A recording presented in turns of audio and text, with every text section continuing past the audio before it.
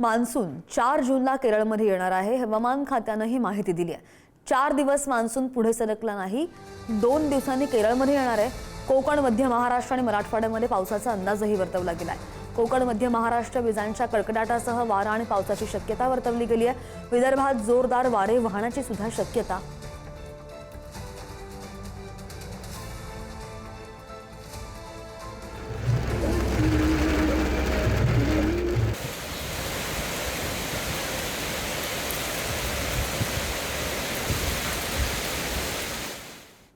पुढची बातमी आहे नाशिकमधून।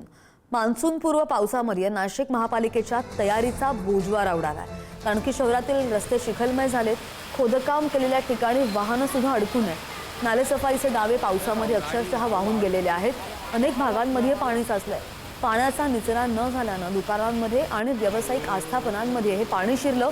प्रमुख चौक आणि रस्त्यांवर वाहतूक कोंडी झाली। नागरिकांनी एकच संतापही व्यक्त केला। कुंभमेळ्याच्या कामांचा गाजावाजा झाला, पण मान्सून पूर्व पावसामध्ये शहराची दैना उडालेली आहे।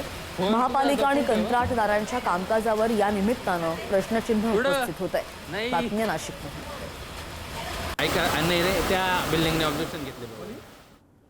आणि जळगावमध्ये वादळी वाऱ्यामुळे मंडप कोसळल्याची घटना घडली।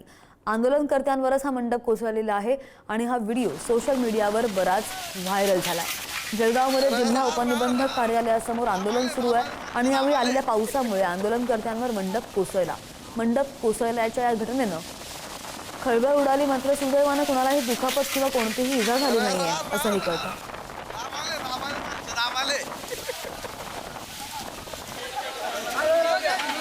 चालू आहे